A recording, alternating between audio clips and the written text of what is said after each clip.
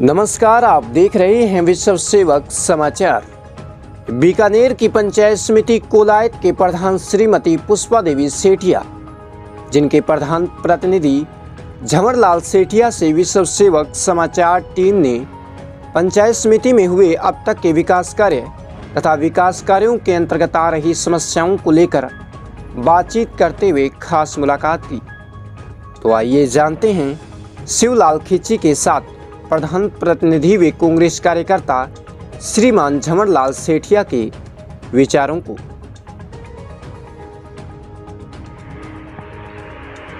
नमस्कार, मैं शिवलाल खिची, विश्व सेवक समाचार। आज हम पहुंचे हैं पंचायत समिति श्री कोलायत के प्रधान पुष्पा देवी जी सेठिया और प्रधान प्रतिनिधि श्रीमान जी झमरलाल जी सेठिया से खास मुलाकात के अंदर बात करेंगे। जो भी कार्यकाल रहा, कैसा रहा, जनता के प्रति किस प्रकार का जुड़ाव है, और बात करते हैं विधानसभा के चुनाव नजदीक है, जानते हैं इनके मुद्दे। सर नमस्कार।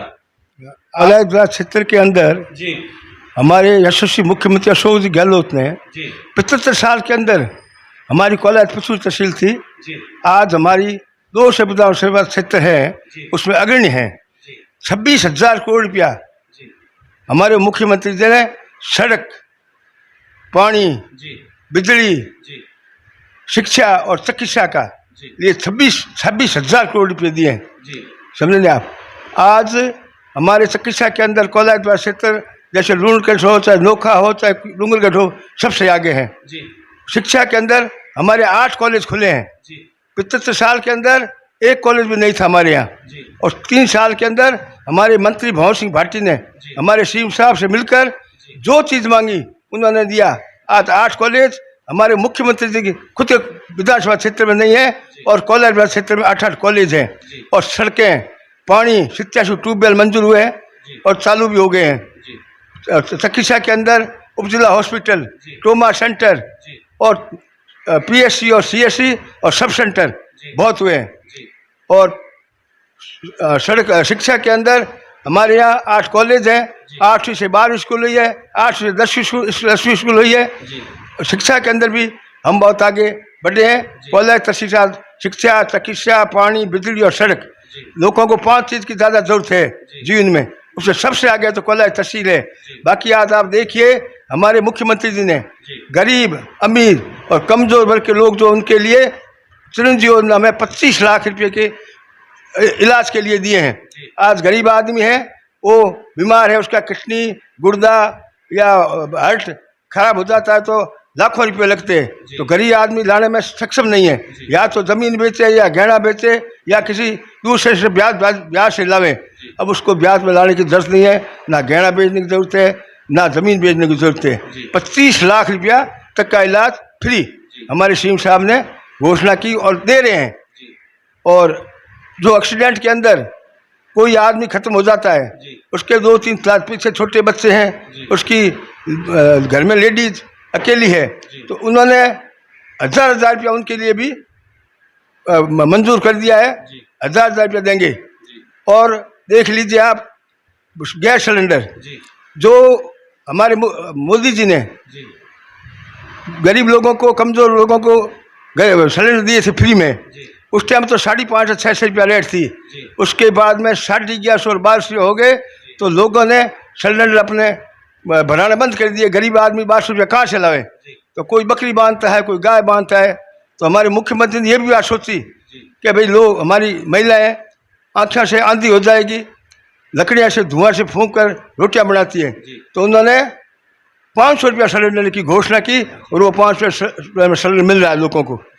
आज कड़क लाने के लिए लोग जाते थे, तो पहले खाली कड़क ही मिलती थी। आज आप देख लीजिए, उसमें चीनी, उसमें दाल, उसके अंदर दाल, चीनी, तेल और मिर्च मसाला, ये भी साथ में देने के लिए घोषणा की। वो हर डिपो पर आज लोगों को मिल रहा है। और हमारे मुख्यमंत्री जी ने सबसे पहले 2013 में 500 रुपया बुजुर्गों के लिए योजना, बीमा योजना लागू की थी, और 500 के बाद में 500 के 5 रखे। वापस कांग्रेस सरकार आई, मुख्यमंत्री अशोक जी गहलोत बने, उन्होंने तुरंत पहला कैबिनेट के अंदर 750 रुपये लेने की घोषणा की। और उसके बाद में अभी 2023 के बजट में उन्होंने 750 से 1000 रुपया बुढ़े आदमियों को, बुढ़ी माताओं को देने की घोषणा की, जो लोगों को 1000 रुपया मिल रहे हैं। उसके बाद में उन्होंने सोचा कि पिछली सरकार ने 500 से 5 रुपया भी बढ़ाया नहीं था, ये भी नहीं है कि पाछी सरकार हम आए या दूसरी भी आए, तो उन्होंने उस पर 15% उन पर और भी लागू कर दिया। 1000 से अगले 2024 में 1150 उनको मिल लोगों को, बुढ़े और बुढ़ी को मिलेंगे। ये भी मैं आपको बताना चाहूँगा। काम की कोई कमी नहीं है। विकास के अंदर मैं मानता हूँ कि 75 साल के अंदर कोलायत जो पिछड़ा तहसील बोलता था, आज मैं मेरे मुंह से कहना चाहूँगा कि 2 क्षेत्र के अंदर हमारा कोलायत अग्रणी तहसील होगा, अग्रणी तहसील है। ये भी मैं मानता हूँ। जितना हमारे मंत्री भंवर सिंह भाटी ने काम कराए, जो मांगा हमारे सीएम साहब से उन्होंने मांगा वो भी दे दिया, जो आपके सभी के सामने है। जनता जानती है कि क्या हुआ है और कितना विकास हुआ है। आज कोलायत में कोई भी व्यक्ति ये बात नहीं कह सकता है कि हमारे विकास नहीं हुआ है। बजट घोषणा के अंदर जो की जितनी घोषणा की वो पूरी की पूरी की है, और कमजोर, गरीब और मध्य श्रेणियों के लिए हमारे मुख्यमंत्री ने योजना बढ़ाई है। मैं आपको बताना चाहूँगा कि जो सेंट्रल सरकार ने जो बजट पेश किया वो कोई कमजोर, गरीब, किसान और गरीब के लिए कुछ नहीं किया है बजट में। किसके लिए क्या है? उद्योगपति, डालमिया, टाटा, बिरला, जो बड़े बड़े शेर साहूकार है, बड़े बड़े उद्योगपति है, उनके लिए बजट किया है। उन्होंने कोई ध्यान नहीं रखा है कमजोर का, गरीब का, किसान का, कभी कोई भी ध्यान नहीं रखा है। अब विधानसभा का चुनाव है जो 2023 में, तो उसके अंदर मैं आपसे एकदम खुले दिमाग से कहता हूँ कि राजस्थान के अंदर कांग्रेस सरकार वापस आएगी, इसमें कोई दो राय नहीं है। जमरलाल जी, बहुत अच्छा आपने बताया। बात करते हैं आपकी राजनीति की, कब से शुरुआत की, आज देखो प्रधान पद पे हो, कौन कौन से पद पे पहले रह चुके हो आप? मेरे को लगभग 52 साल हो गए जी राजनीति में जी, और मैं कांग्रेस पार्टी में रहा हूँ, कभी दूसरी पार्टी में नहीं गया हूँ जी। सबसे पहले मैं यहाँ DSS का अध्यक्ष बना था, DSS जो सहकारी समिति है, उसमें 12 कोऑपरेटिव बैंक में सोसाइटी में 12 साल में लगातार 2 बार चुनाव मेरा जी। उसके बाद मैं सरपंच भी रहा जद्दू में जी, और कांग्रेस पार्टी का मैं कोलायत तहसील में अध्यक्ष भी रहा जी, और जिले का कोषाध्यक्ष कांग्रेस पार्टी का रहा जी। और भी इसके बाद के अंदर अभी जो चुनाव है उसके अंदर मैं प्रधान के रूप में मेरे घर से है जी, पुष्पा देवी सेठिया प्रधान प्रतिनिधि हो, तो काफी लंबे समय से राजनीति से जुड़े हो। तो बाबू जी, आप बात करते हैं कोलायत पंचायत समिति की, कितनी ग्राम पंचायतें आती है आपके यहाँ की? 43 ग्राम पंचायत। 43 जी। तो बात करते हैं मेन समस्या, जैसे हमने भी सर्वे किया, कई पंचायतों में पानी की समस्या आ रही है। पानी को लेकर आपके कार्यकाल में किस प्रकार का सुधार हुआ है यहाँ? तो पानी का कार्यकाल में बहुत सुधार हुआ है, पूरा नहीं हुआ, मैं मानता हूँ इस बात को कि ये जो जल जीवन योजना आई है इसमें भी पानी जो पहले ज़्यादा आता था उसमें भी कम हो गया। पाइपलाइन उन्होंने तोड़ दी, जगह जगह सीवर लाइन जो तोड़ दी, जो सीसी रोड है वो भी पहले बनी उन्होंने तोड़ दी, वो भी अभी तक ठीक नहीं है। वो काम कर रहे हैं, अब कब तक पूरा उनका काम होगा उसके बाद भी पता चलेगा। बाकी PST वालों ने हमारे यहाँ 87 ट्यूबवेल स्वीकृत किए हैं कोलायत क्षेत्र में, जिसके अंदर अभी 60 ट्यूबवेल हमने नलकूप खुदा दिए और बाकी खुदने बाकी है, और 60 में से कम 45-50 तो चालू भी हो गए हैं। तो पानी की समस्या ठीक है अभी, मैं मानता हूँ। कुछ तो बिजली की समस्या के कारण भी हमारे यहाँ पानी की समस्या, मैं बताऊँ आपको क्या बिजली की अभी बहुत समस्या है, बिजली की समस्या के कारण भी पानी की समस्या है। तो एक बाबू जी, मेरा क्वेश्चन रहेगा आपसे, अहम मुद्दा है शिक्षा। कहते हैं ना, शिक्षा एक वो शेरनी का दूध है, जो पिएगा वही दौड़ेगा। बालिक और बालिकाओं की शिक्षा के प्रति क्या विचार है, और आपके कार्यकाल में किस प्रकार का कोलायत पंचायत समिति में सुधार आया?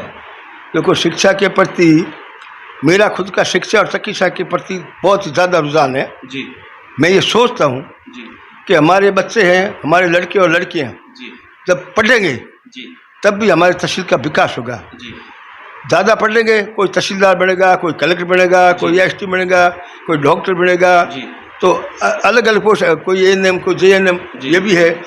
तो ये सब अभी तक हमारे यहाँ कोलायत के अंदर पिछड़ा शिक्षा के अंदर पिछड़े थे, तो अभी हमारे यहाँ के ज़्यादा कर्मचारी, अधिकारी कर्मचारी नहीं लगे कोलायत के अंदर। मैं तो मानता हूँ बीकानेर के अंदर नहीं लगे, क्योंकि शिक्षा ही कम है। अभी जो है शिक्षा का भरमार हुआ है, इसका रिजल्ट 10 साल के बाद में आएगा। एकदम कैसे आएगा? 10 साल के बाद में तो मैं कहता हूँ कि यहाँ बहुत ही हमारे यहाँ शिक्षक पढ़ के लोग जी। अच्छी अच्छी पोस्टों पर जाएंगे, जी। ये मेरे को पूरा विश्वास है। जी। और मैंने भी शिक्षा के प्रति जगह जगह और स्कूलों के अंदर भी, जी। जैसे टेंट सेट है, कोटा स्टोन है, जहाँ कोई फर्नीचर है, जी। जो चीज़ मैं जहाँ गया हूँ जी। और मैंने वहाँ घोषणा की वो मैंने पूरा किया है, जी। ये भी मैं आपको बात बता दूँ। जी। और चिकित्सा के अंदर भी मेरा पूरा रुझान है। जी। जहाँ चिकित्सा के अंदर भी कोई सब सेंटर में जाओ, चाहे PSCC में जाओ, उनमें भी जो कोई मांग होती है जी। तो मैं उसको भी पूरी करने में चेष्टा करता हूँ हमेशा ही। जी। सबसे ज़्यादा मेरी चिकित्सा और शिक्षा पर ही भावना है, जी। ये भी मैं बताता हूँ जी। दिल से। जी बाबू जी, बात करते हैं कोलाज पंचायत समिति की युवा पीढ़ी की। आज देखा जाए युवा पीढ़ी जो नशे की ओर अग्रसित हो रही है, अपनी पंचायत समिति या देशवासियों को किस प्रकार का संदेश देना चाहते हो कि युवा पीढ़ी नशे की ओर अग्रसित ना हो, नशा मुक्त पंचायत समिति बने? मैं तो खुद नशा नहीं करता हूँ जी। और नशा मुक्ति चाहता हूँ। हम तो जैन हैं, जी। तो मैं तो जैन धर्म में, ये हमारे मेरा पहला पॉइंट यही है कि नशा मुक्ति। जी। तो यहाँ अभी नशे का प्रचलन ज़्यादा है, मैं मानता हूँ इस बात को। जी। बाकी हम लोग जहाँ जाते प्रचार करते हैं जी। कि भी आप नशा मुक्ति करो, नशा छोड़ो, जी। इस नशे में कोई फ़ायदा नहीं है, आपका घर बर्बाद हो रहा है, आपके बच्चे बर्बाद हो रहे हैं देख देख करके। जी। तो मैं तो ये प्रचार भी करता हूँ। जी। बाकी यहाँ लोग नशे के अंदर नशा करते हैं, जी। ये मैं नहीं कहता हूँ नहीं करते हैं। जी। बाकी हम लोग कहते हैं, फिर भी लोगों को समझाते हैं हम। जी। अब मानते हैं, कुछ लोग मानते हैं, कुछ लोग नहीं मानते। जी। तो समझाना अपना फर्ज है, जी। मानना नहीं मानता उनका फर्ज है। जी। मैं तो हमेशा यही बात कहता हूँ, नशा मुक्ति देश हो, जी। विधानसभा नहीं पूरा देश नशा मुक्ति हो, जी। तो हमारा देश का एक अलग ही नाम रोशन होगा। जी। ये भी मैं आपको बता देता हूँ। जी।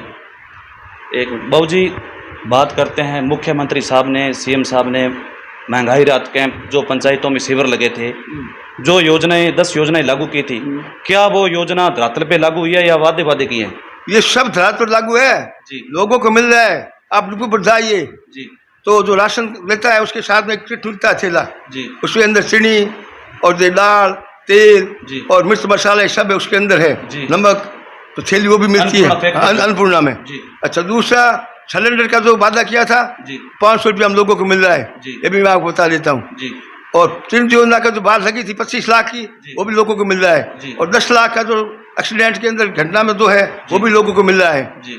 तो और गाय के लिए 40,000 रुपये उन्होंने किए थे। जी। तो जो गाय हमारे दर्ज है जी। में हॉस्पिटल के अंदर, जी। डॉक्टर के पास है, उस गांव को अगर मृत्यु हो जाती है जी। तो उसके अंदर 40,000 रुपया उसको मिलते हैं गौपालक को। जी। ये भी बता दो, सभी योजना धरा पर लागू हो गई है। जी। लोग यहाँ कहते हैं कि बहुत सारा मंजूर करा दिया काम, जी। बाकी धरा पर तो नहीं, धरातल पर पूरा काम हमारा चालू है। जी। अभी जो नया 1 महीने 1.5 महीने कोई स्वीकृतियाँ हुई है, जी। वो अभी हम शिलान्यास कर रहे हैं। जी। बाकी हमारा काम लगभग पूरा हो चुका है। जी। मैं भी आप देखिए टेस्ट पर जाके जी। हमारा कॉलेज है वो तो पूर्ण है। आप मड रोड पर जाइए, जी। कन्या पाठशाला 12वीं एक स्वीकृति की 4.5 करोड़ रुपए की, जी। और कन्या कॉलेज है, जी। आप जाके देखिए वो भी हमारा लगभग 90-80% पूरा हो चुका है। जी। कोई भी जो योजना है जी। सभी योजना धरा पर तो लागू है, जी। चाहे BJP वाले कुछ भी कहे, जी। उन्होंने तो कुछ किया ही नहीं है। जी। जब हमारे मंत्री जी जगह जगह प्लेट लगा रहे हैं, उद्घाटन कर रहे हैं, जी। उनका सोच है कि ये बहुत ही कम, हमने तो लगाया जी। नहीं और ये लगा रहे हैं, जी। उनका सोच उसमें गलत है। जी। वो भी राजी नहीं है प्लेटों में कि क्यों लगे। जी। पहले जो हमारे नेता थे उन्होंने शिक्षा और चिकित्सा पर कोई सोचा भी नहीं कभी भी जी। कि शिक्षा के लिए क्या फ़ायदा है या नहीं फ़ायदा है। जी। उनका भी सोच, पढ़े लिखे नहीं थे, उनका सोच है नहीं था, मैं मानता हूँ। अब जो सोच है जी। हमारे मंत्री जी ने, मैं तो ITI कॉलेज का समझता नहीं था खुद भी जी। कि ITI कॉलेज क्या होता है। जी। तो जब ITI कॉलेज खुला तो हमारे को पता चला कि ITI कॉलेज हमारे बच्चे पढ़ लिखेंगे, काम सीखेंगे, जी। काम सीखने के बाद के अंदर जो कंपनियाँ हैं जी। वो अपने आप उनको अपने लेटर भेजेगी जी। और उनमें वो जाएंगे, काम करेंगे, जी। तो लगते ही उनको 30,000 रुपया मिलेगा। जी। उसके बाद में धीरे धीरे 1,00,000, 1.5 लाख, 2 लाख तो वो लोग पहुँचेंगे। जी। तो हमारे हजारों बच्चे बोले क्षेत्र के यहाँ कामयाब हो गए। जी। जो बेरोजगार है वो रोजगार हो जाएंगे। ये भी मैं आपको बता देता हूँ। जी। बहुत अच्छी बात बताई बाबू जी आपने। विश्व सहयोग समाचार में कीमती समय देने के लिए बहुत बहुत धन्यवाद आपका।